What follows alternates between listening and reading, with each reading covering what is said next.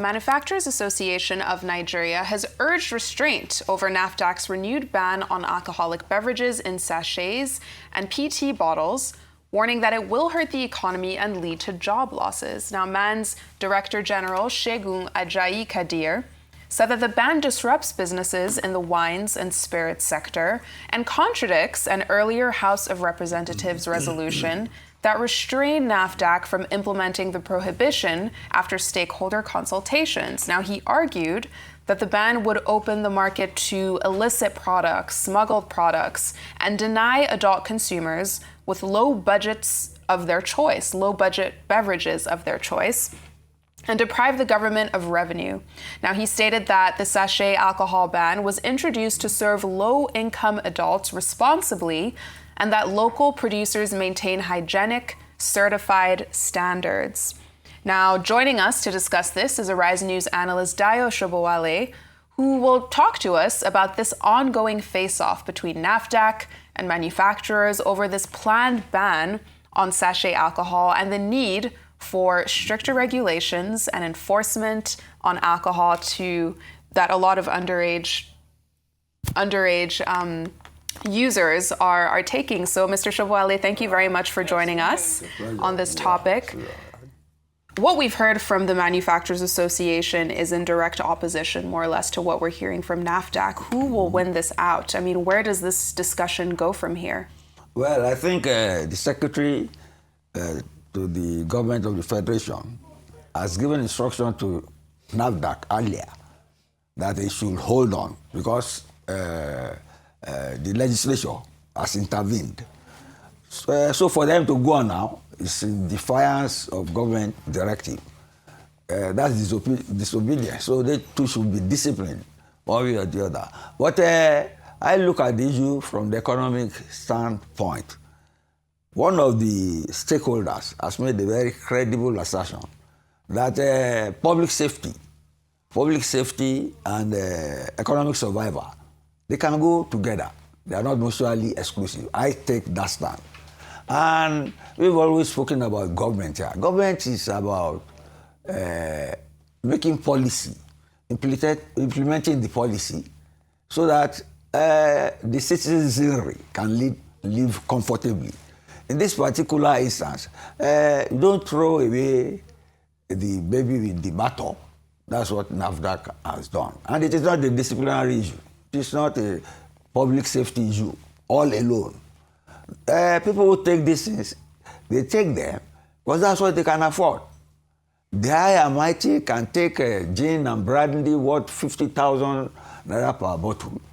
But these people who are entitled to some good quality of life, what they can afford. So look at it from that point of view. Excess of everything is bad. If you consume too much water, you'll have diarrhea. And if you go consume too much alcohol, whether you are rich or low, you'll go berserk. Getting? So it is a matter for balancing between affordability and health. And government was elected to look after the people now. It's the government of the people by the people. You cannot alienate or provoke people because they cannot afford certain things, and you ban it out of existence altogether because some people consume it excessively and they harm society. So NAFDAC should listen, and the National Assembly should not relent. And then the Secretary to the government of the Federation should, bring out the big stick and call NAFDAC to order. Let us leave it at that for now. Right. When we look at other countries, we often see that they regulate alcohol, sometimes through taxation, licensing, and the likes, or strict age enforcement, as opposed to an outright ban on packaging formats. Just wondering, why do you think Nigeria is choosing the path of, or attempting to choose the path of prohibition as opposed to regulation? Right. It's because of the peculiarity of leadership of NAFDAC. Right? I don't want to get personal now. Please but do. You know, the woman, there's a lady professor there. You know, see, some people hate alcohol outright. But we are talking of the larger society now. Alcohol, if well used, can make people happy, can counter depression, and it can be medicinal at times. But the excess of it by excessive use and access by the underage is what is bothering NAFDAC now. But they should wait on a larger scale. They are talking of regulation and compliance. Maybe they are trying to copy the American style now, with Donald Trump, with migration, forceful compliance. You see, you have policy, but you can implement policy in a way that is humane, or you implement it according to the law. Or people should not emulate what is happening in the US now. This deportation, forceful application of policy and the law, injecting people. That is the law, right? But you can implement the law in a humane way. That is what we should do. Even as Trump is doing that in deporting people, in Spain, they have seen this issue as one of economic benefit. They're having an aging population, you get me? And they don't have enough labor. So they are not doing what they are doing there. They say if you have lived in Spain for 5 months and you have not committed any crime, they will give you residency for a year until you normalize it and you become part of them. That's elastic and realistic. That is what NAFDAC should follow. And anyway, the issue of affordability, which the Manufacturers Association has pointed out, affordability and employment. The industries evolved, and the discouragement of local industries to come into competition with foreign players in the industry, those things should be weighed together. And you see, the way they are doing it now, it is only government that can stop NAFDAC. And the government is represented in this matter by the Secretary to the Government of the Federation, who has given a clear directive. So it is left to that institution, the Secretaryship of Governance now, to wield the big stick and call NAFDAC to order. It can be done. Right. And, very quickly, NAFDAC had actually signed a 5-year MOU with manufacturers to phase out sachet alcohol by 2024. It's now 2026. We're still talking about this. Do you get a sense that these conversations we're having now will end up going nowhere? It's going to be a continuous one, because you can't eliminate the access of the vulnerable and the poor to the good things of life. Get me? And while there is demand for it, and it's a human demand, it's an economic demand, people will make these items, and there will be people to purchase. So they should streamline it. Find a way of making sure that the underage, you get me? Let them find points of access to the underage and block it. And you see, make the supply chain steady, because it's something that is going to be in demand and is driven by affordability.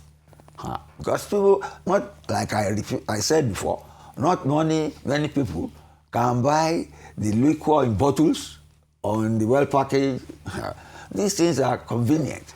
And you need to go to mechanic workshops and you have vulnerable, the poor.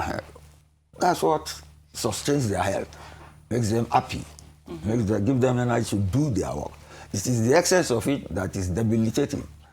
And if people want to kill themselves through alcoholism, nobody can stop them anyway.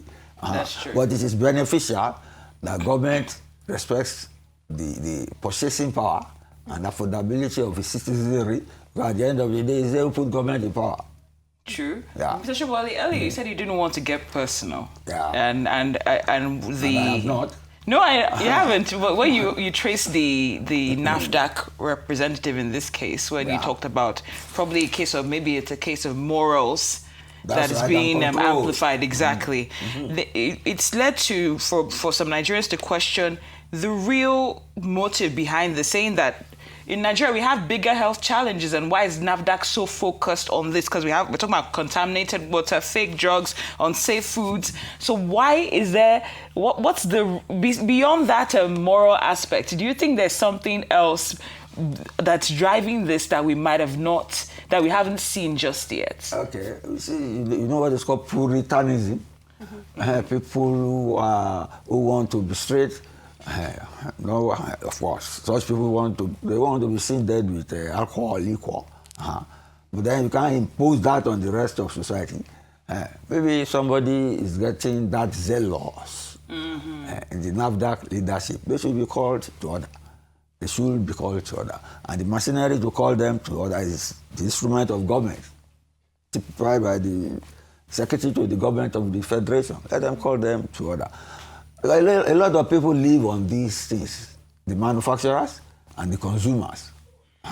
And we should not, we can manage society and invoke discipline and control without killing people's businesses or, you know.